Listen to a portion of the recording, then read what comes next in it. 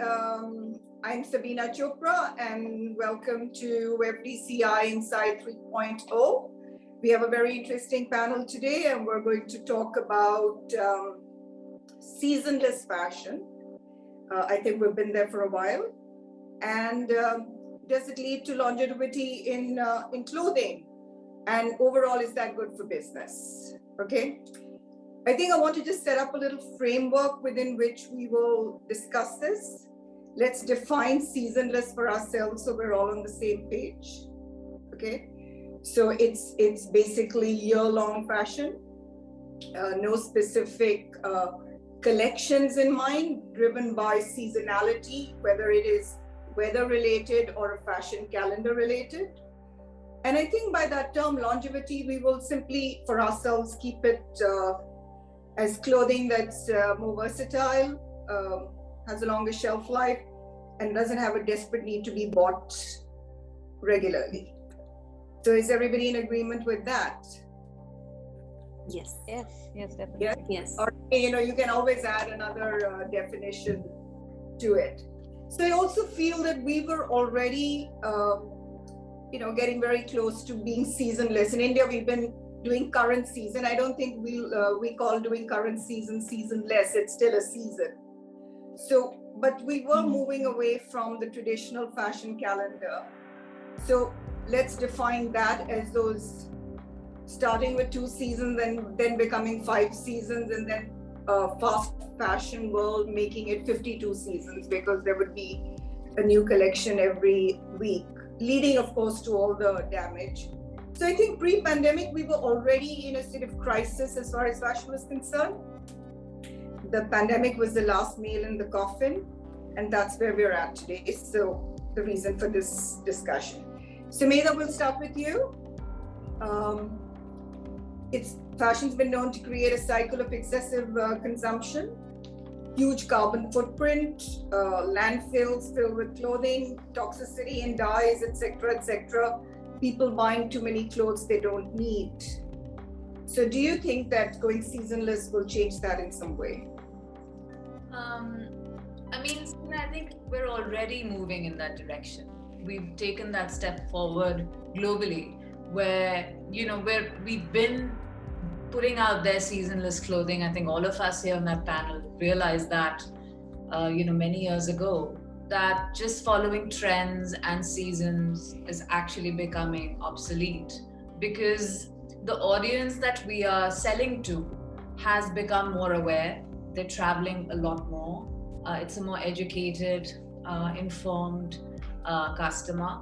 And we're no longer defined by spring, summer, and autumn, winter. People are living all over the place. You see lots of Delhiites, for example, moving to Goa. Those seasons shift. Our needs are changing. And frankly, a lot of us are wearing, like styling t-shirts or simple shirts with lots of fun clothes or mixing and matching. So our sense of personal style has also changed. So I've never believed in trends or really particular seasons because, that's not how women shop. Even men, that's not how people are shopping in reality. And with this digital transformation, moving away from the traditional retailers, stores, it's already, the accessibility to product has increased multifold. So I might be sitting today in like Hawaii, shopping online, and I want to buy, breathable cotton shirts, simple clothes. And then I go to New York or I buy something a little bit more stylish. I'm no longer defined by a season. So I just think that this is the only way forward. And of course, we still buy our winter clothes in October, November. We still buy our spring, summer in Feb, March. But, a lot of this it's intersecting. It's no longer, living in its individual season. So I've never subscribed to this way of shopping ever. And as a brand also, we've never subscribed to that format. And it works really well because I think a lot of us stick to what works for us at the end of the day.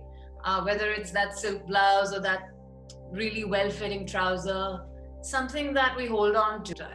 So Archana, going from that, from trying to cut down the excessive consumption, do you think that trends are still relevant? I mean, do people actually look at trends when they go out to buy clothing? Or do you think that they're moving towards more classic clothing? Well, I think people have been walking away from trends for a while now. I feel like people were questioning the pieces that they buy for a while. And for me as a customer, as well as a... Let me interrupt. What do you mean by a while? I want to put this into time frames because, we constantly keep talking about post-pandemic. First, we are not post-pandemic. We are in the pandemic still. And I think a lot of this happened even before we got shut down. So, when we say in this for a while, I think let's define, do you think it was 5 years, 6 years? Where do you think you started seeing a change? So I think so. My brand is 10 years old right now, this year. So when I started off, I feel like fashion was still very trend forecast oriented. And then over time, maybe in my third year or fourth year of running a label, I realized, and I learned this the hard way, because when I started off, every season when I created a collection, I used to have a whole concept behind it. And I was trying to, even though personally I wasn't a very trend oriented person, I was creating pieces that were trend forecasted because I thought that's what the market wanted to see. But after the first 3 or 4 years of trying to create these trends, I sort of got tired of the whole process. And I started making these classic pieces that I believed in making. And I also realized that the audience, understood that, and I look forward to that as well. So I think that was probably my 5-year mark in the industry. That was 5 years ago. I feel like I saw a shift in how the customers were reacting to my pieces as well. And when I started making more classic oriented pieces, I saw a better reaction in people. So that's, if I had to put a timeline to it, it would be like 5 years ago. I think that we've for a long time been making clothes for a customer we don't actually know. We just make clothes and assume that somebody's out there who wants to buy them. I think that a lot of times, no disrespect to all of you very talented designers, we have a fantasy customer in our head and we sort of have an imagined world they live in and some kind of trend they're following. And you make clothes for somebody who's nameless and faceless. And if you don't actually have a real person living in the real world, living a real life, you can't get your clothes right. Where will you get the versatility or the timelessness if you don't even understand the lifestyle of your customer? Ragini, moving on to you. Your collections have always been sort of timeless, classic. I don't think really one can say. You probably say, I did that embroidery last season, but your customer really looks at the wholeness of it. Do you think that this is the way everybody is going to function in terms of timeless clothing or more classic clothing? And let's not confuse it with the word traditional. And do you think that in some way, if the design fraternity creates that kind of clothing, it will naturally slow down fast fashion too? Okay, so I'm going to divide this into 2 parts. My first would be that in an ideal world, this is the way forward, but we do not live in an ideal world. So, a lot of us do realize that this is what is sustainable. This is what real sustainability looks like. We've been looking at it from the point of materials and, zero waste and everything.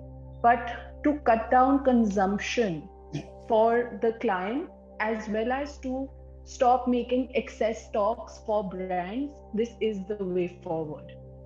So as a brand, I realized that I was in the first 2 or 3 years producing stock for that fantasy client, and it was just lying with me. And slowly I turned myself into a made to order brand where I don't want to get anxious looking at pieces that we create with so much love just being put in our showroom. Or when you say made to order brand, what you mean is that you design a collection but you don't produce it till you have an order on it. Is that what you mean by a made to order brand? Right. So I think about 20% of it we produce. We still work with just a couple of stores on consignment in the country, stores that we believe in and stores that give us, the due that the brand deserves. Everything else is made to order, where the orders are either international buyers who are placing outright orders, or the focus shifted to our website during the pandemic, so which is a completely made to order website. You place your order, the channels are open for you to speak to us through email or phone calls. We even customize to size. You place your orders and we are happy to make it for you. And this is not stopping us from doing bigger quantities. We still work with so many clients, and it's just that it takes a lot of customer service and good customer service. But I feel that this minimizes all the inventory that we were holding on to. And this for me is a much more satisfying way of working than, just producing year after year after year, and then trying to organize your sales or getting rid of that stock that you love so much. The other thing that happened for us personally was when during the first lockdown, I started reworking on my website because I knew that, the buyers were overburdened as well, along with brands. The buyers were burdened. So I knew that we couldn't, place so much hope with them to buy as they were buying before. So I wanted my website to start bringing in more orders. And the lockdown opened around May. My website wasn't ready, and I really needed to, sort of get to sustain the people that we had. So we did this small sale on Instagram called the New Sale, where we had 21 of our best products on sale that could be made to order. And we realized that, things that I designed 5 years back or 7 years back was so much more relevant than, what I was designing today, forcing it on a customer. And, that mixed bag was so timeless and seasonless that the first thing I did was remove numbers or years from my website. Every collection has a name, but I feel that giving a collection a year of creation also gives it a year of expiration. Yeah. And I completely wanted to remove that. My focus was that I want to now start adding new designs to a library that people come and explore and have fun, rather than doing one collection that pleases everybody. So I removed a lot of pressure from myself. We as brands have to educate. We can make things look cool. We can make things look, a certain way. We as creatives have that power to sort of simply make things look cool, right? So I feel that there are some clients who've been on this journey of evolution with us. As we learn, they learn, and we don't have to put things out in, say, a written format or in terms of videos to sort of educate them. If I as a brand put only 2 collections a year, they're buying 2 times a year with us, or they buy when they want to buy. We are never pushing them to buy. So it's just, this holistic process of making beautiful things, adding them to a library, and just letting people have fun buying that. They don't have to do it 4 times a year. They don't have to come to my events all the time or just buy because they have to. It is more a process of educating your clients in a very simple way. So coming from 2 times a year to 4 times a year, Nidhi, do you think that moving away from the fashion calendar, that sort of framework where buyers, sellers, designer, media, everybody gets together in the same place, it's a whole machinery, and more international brands are walking away from that. So Nidhi, do you think that if we move away from the fashion calendar, in some way we're going to lose the innovation or buzz that surrounds fashion? That's a very interesting question, and I'm going to try to do justice to it from my understanding. What I feel is, while clothing may become season agnostic, or even trend agnostic for that matter, or calendar agnostic. I feel like planning can be used to the industry's advantage as well, if we just use the calendar as a planning tool and not just as a vehicle to kind of keep churning out new collections and more inventory.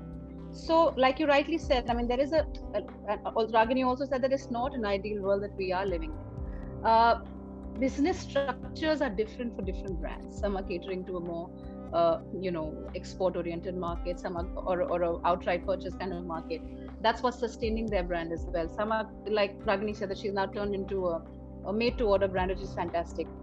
And some are categorically only catering to the domestic market or the wedding market. So a lot of it also depends on the kind of business you're catering to. And if you're largely catering to the export market, then of course there's going to be some moving away of the buyers, like buyers that require feeds every 2 months or every 1 month, for example. They keep looking for inventory and sizes and immediate response in terms of sample feeding also. Yes, there's going to be a shift in how that business works, but as designers, are we ready, or should we be ready for that sort of a response and accept it and work around it is one. Another thing is that if we just use, like I said, this as a tool to plan better, say we do churn out the 2 collections, but they are season agnostic or trend agnostic, and recycling is and we just sort of figure out how much we want to produce and how we want to go about this entire cycle of production, then we don't lose out on the process, which I feel like, for me as a designer or as an artist, the process is most important. We can be season agnostic, we can be trend agnostic, but we shouldn't be design agnostic, and we shouldn't be creativity agnostic. And I feel like the calendar sort of gives you that window to plan and to be able to live and breathe that process, which makes us who we are as brands, as personalities and designers. Most designers are under enormous pressure from what we call merchandisers to give them 100 styles, okay, and then give them something new every season. And when you're moving away from season, that pressure changes. So it requires a completely different way of looking at it. So that's really my question. For me, I feel like how Ragini said that, we have the power to style things in a different way altogether. So when I started doing collections and the pressure came in for making a new collection just after when it was actually going to the stores and we already had to make a new one. And I kind of figured that since we were dealing with India and abroad and different parts of the world, and every buyer needed a different kind of fabric or different kind of aesthetic, or a different kind of season altogether, right? So I kind of figured that making a collection which sums it all together, it came in as a part of the design process, and the merchandising became a solution actually, that I didn't really have to focus on a season to make a collection, to kind of layer things up, to kind of deconstruct the fashion in a way that I could make clothes. Like at Bloni today, we have clothes which can be transformed into a season to another season. Like say, for example, we have bralettes which are detachable sleeves, or the jacket which has a double lining for that matter. So for example, you could wear it on a different, like in a summer, you could just wear one layer, and the other, you could layer it up with the top layer of the jacket. So, kind of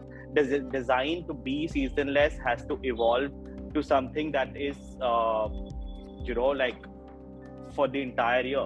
That's one thing about what I have been doing. On top of it, when we started from the last 2 years, it started becoming super gender neutral, which was actually a solution to be seasonless, So for example, a person who's wearing a shirt in a particular season could be worn as a dress for a girl for another season. The man was layering it up with the jacket, in summers the woman was wearing it just as a dress.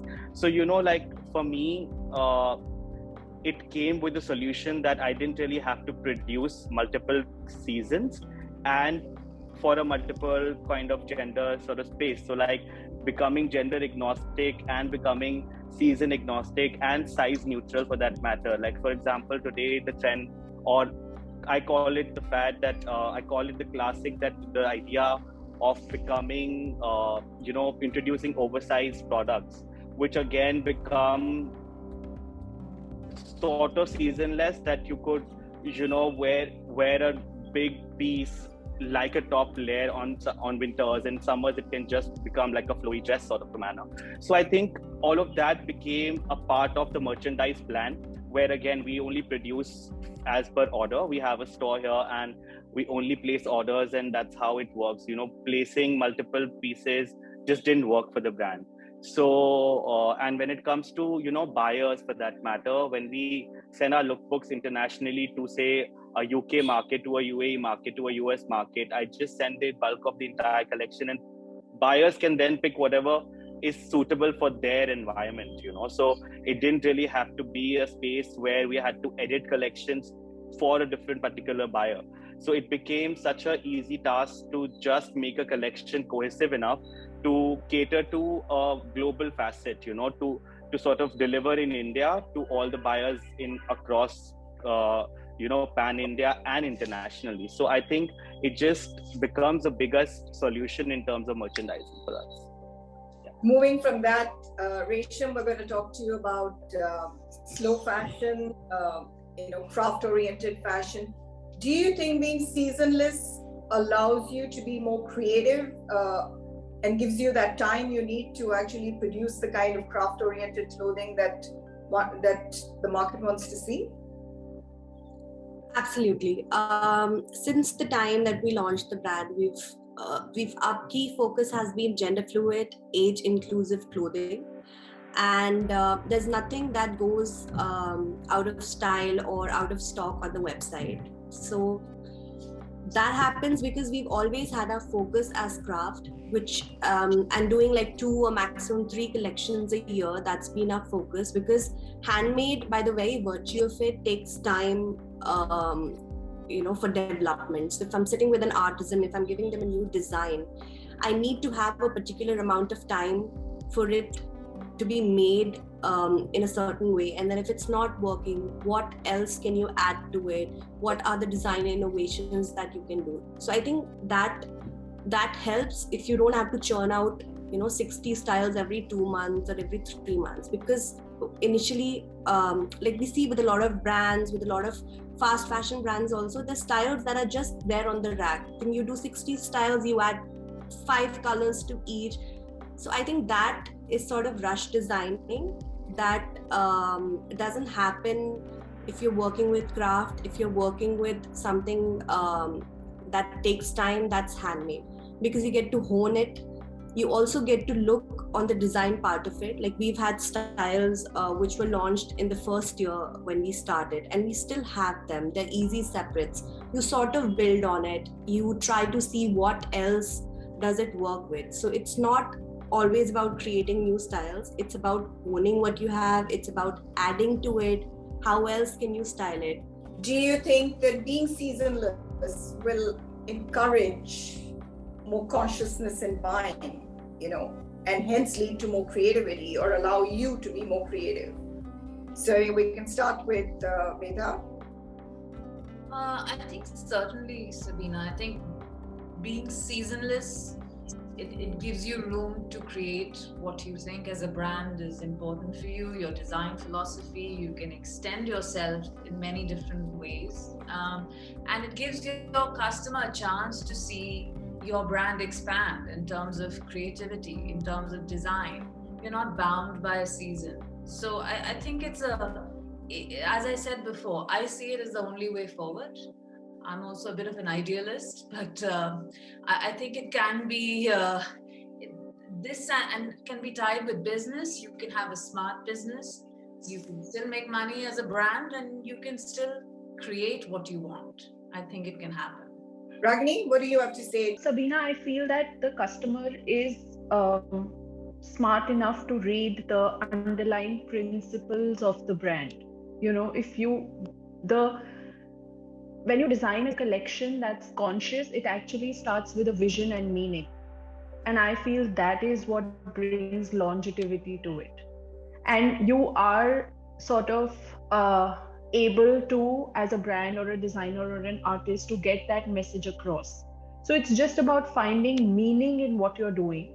And I feel this is what is meaningful to us. And this is what ideally the future is. Being thoughtful of what you're buying, being thoughtful of what you're wearing, what your body is happy wearing, fabrics, clothes. We've always worked with natural fabrics. We've always worked with hand done practices. And I feel that it is very important to do meaningful work. And once you start doing that, then you have to pace your brand accordingly. And I feel it's a very holistic cycle that you start respecting. You can't go beyond, and you just serve people and audiences that are sort of respectful of what you believe. And I feel that's what we've been working with. Archana, do you think that part of this process requires you to educate your customer? Yeah, I think so, because I come from Hyderabad, and in Hyderabad, the seasons don't really shift too much. Hyderabad's also a city that has a very discerning customer. Yeah, so you're maybe. fortunate in that, yeah. Yeah, so I'm always having to, we have this dialogue where we speak to each other about the pieces that I'm making, and Hyderabad understands me as a designer, but the rest of the country as well, because I make a lot of wearable pieces that are used as separates. So I feel like even if my pieces are more spring, summer oriented all through the year, for fall, winter, maybe for up north, it could be styled differently and maybe layered more. So it could suit most people. So, that kind of a dialogue can happen for me to educate and engage the customer as well. Right. Nidhi? So I think, like what Ragini said, the customers already changed so much, and it's changing every day. Yeah, we are faced with a very discerning customer at the moment, especially the younger gen. That's now, becoming gradually the largest section of people who are actually buying fashion. Is extremely discerning. Everybody wants to know how the clothes were made, where they were made. Is there any sweatshop culture involved or not? There are questions being asked at every level. So I think it is just going to help brands cater to that kind of customer more, and of course create a more discerning customer in that sense. Because I don't think it's just about looking good and feeling cool anymore. It is much more than that, even at a larger scale at the normal consumer level. So I feel like everybody is growing together, the customer as well as the brand philosophy. Yeah, I call it novelty is not the buzz, creativity is. That's how I just keep describing it. Akshat, what do you have to say? Do you think that to charge a premium on classic clothing, or obviously clothing with a longer shelf life, you need to teach your customer how to take a longer view on it? I think modern fashion is about less is more, and like as a whole, it's becoming more about the lifestyle and functionality. So like you were talking about being ethical, as being ethical terms comes from being both side ethical. As a collection, as a designer, moving towards like a seasonless brand makes it an ethical space altogether, and telling consumers about not buying so much and buying products that are classics with something which is fashionable holistically kind of becomes an approach where the rack space within their houses are lesser, and they can innovate and become a more educated consumer as a whole. So that's basically it. Resham? I think that, for me, really important buzzwords are transparency, ethical business practices. We keep forgetting that the most important part of our businesses is the labor, telling their stories, or, giving them the credit that they deserve. I think that if this becomes part of community, we tend to say, yes, it's happening, but it's happening still in a very, very small way. And if more and more brands participate in it, we will create that conscious customer, and especially for craft-driven brands. Yeah. I think what I feel is very important is that when you remove urgency from fashion, it's just there for next 2 weeks to buy it, otherwise it'll be out of stock. I think when you remove that urgency, you're removing that pressure from the customer, and you're removing that pressure from the people who are working for you. So it automatically brings that, breathability, that beauty to the entire collection. And as far as the consumer is concerned, yes, it's very important to educate them. For us, like, because we've always been a made to order since the time we launched and a gender fluid label, it's been important to take the consumer along with the journey. If you place an order with us, why is it taking 10 days for me to deliver it? You have to tell them what the process is. It gets hand dyed, then it gets dyed. So if you're taking them along with the journey, you tell them that this is a piece of clothing that will last in your wardrobe for years to come. So that education has to happen. They have to understand the story, the process behind it, and obviously they'll be along for the journey. Now they start seeing it like that. They know that if they buy this one particular style, they can accessorize it in 10 different ways, and they'll see the worth of it. So I think, yes, when you do seasonless fashion, it removes that urgency.